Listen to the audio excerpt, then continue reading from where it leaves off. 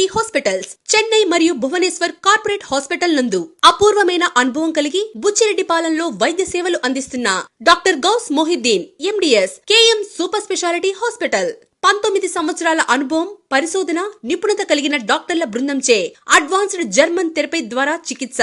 మా ప్రత్యేకతలు: సరికొత్త జర్మనీ ఎక్విప్మెంట్లతో చికిత్స, ఒకే రోజులో రూట్ కెనాల్ ట్రీట్మెంట్, ఎత్తుపళ్లకు క్లిప్ వేయబడును, వాయిదాల పద్ధతిలో పేమెంట్ చెల్లించవచ్చును, ఇంప్లాంట్ ద్వారా పళ్ళు అమర్చుట, మెటల్ ఫ్రీతో జిర్కోనియం పళ్ళు కట్టబడును.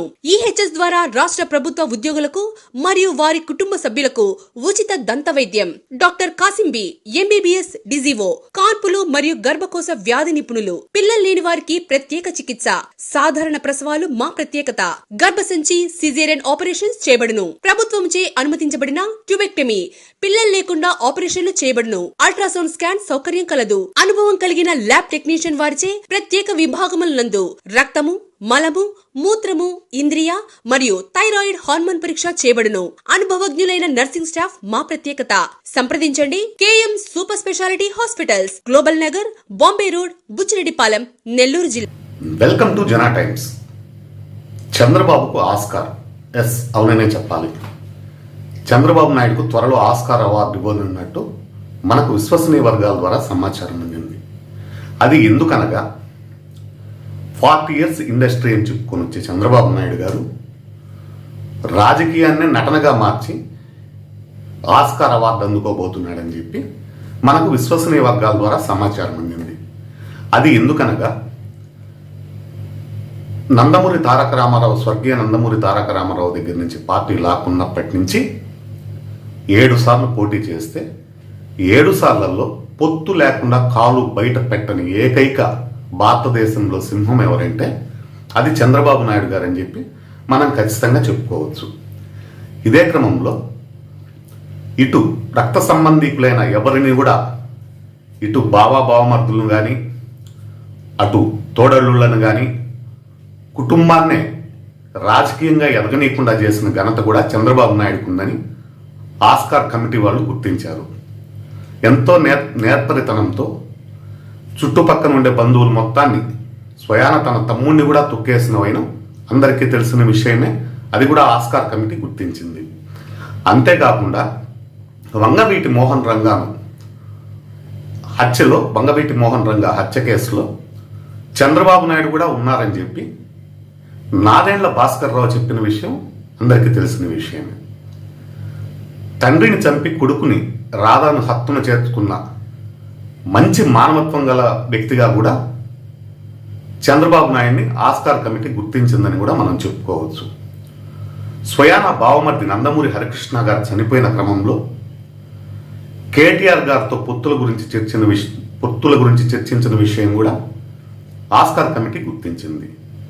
అంతేకాకుండా 21 కేసులు కోర్టులో పెండింగ్ ఉండగా స్టే తెచ్చుకొని ఇంతవరకు ఒక్కడుగు కూడా ముందుకు వేయనీయకుండా చూసుకునేంత మేధావితనాన్ని కూడా ఆస్కార్ కమిటీ గుర్తించింది.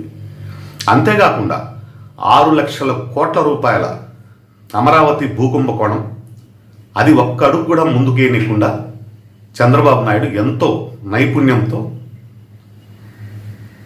ఆ కేసుని అట్టే నిలిపేయడంలో అతనికున్న ప్రగాఢ విశ్వాసాన్ని కూడా ఆస్కార్ కమిటీ గుర్తించింది. అంతేకాకుండా skill development case plus fibre grid, వీటిల్లో ఏదో 350, అదొక 100, 450 కోట్లు, అదేదో దేవాన్స్కు, చాక్లెట్లకు, పప్పర్మెంట్కి అని చెప్పి ఒక ముఖ్యమంత్రిగా ఉన్నప్పుడు తీసుకోవచ్చు. దాంట్లో పెద్ద తప్పు కూడా ఏం లేదు. మనవడి పైన ఉండే ప్రేమను ఆ విధంగా చాటుకున్న అతని ప్రేమను కూడా ఆస్కార్ కమిటీ గుర్తించింది. అంతేకాకుండా వార్డు మెంబర్గా కూడా గెలవని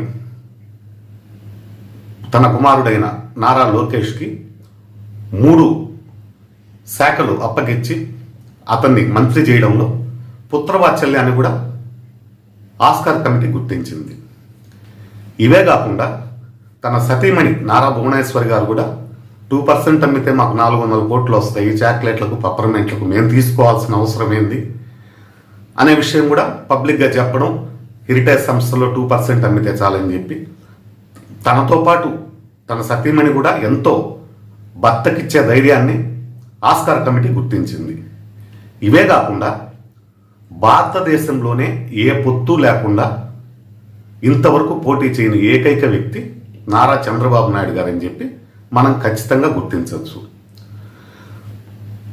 కాంగ్రెస్, బీజేపీ, బీఆర్ఎస్, జనసేన, ప్రజాసేన, ప్రజాశాంతి, రాజేష్ మహాసేన, ఇటు భారతదేశంలో ఏ పార్టీని కూడా ఇంతవరకు మాయావతి పార్టీని కానీ దేన్ని కూడా వదలని ఏకైక వ్యక్తిగా ఇక పార్టీ అంటూ లేదు.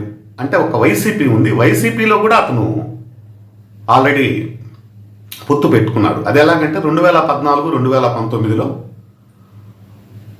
23 మంది ఎమ్మెల్యేలను తీసుకుని 4 మినిస్టర్లు ఇవ్వడంతో దాంతో కూడా పొత్తు ఏర్పడినట్టే మనం ఖచ్చితంగా భావించవచ్చు.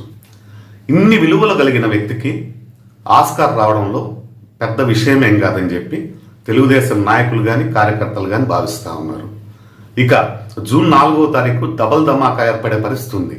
ఎందుకంటే ఒక పక్కన కూటమి గెలుపు, ఒక పక్కన ఆస్కార్ అవార్డు, ఈ రెండుతో విజయ దుందుబి మోగించబోతున్నాడు చంద్రబాబు నాయుడు గారు అని చెప్పి మనం ఖచ్చితంగా చెప్పుకొని రావచ్చు.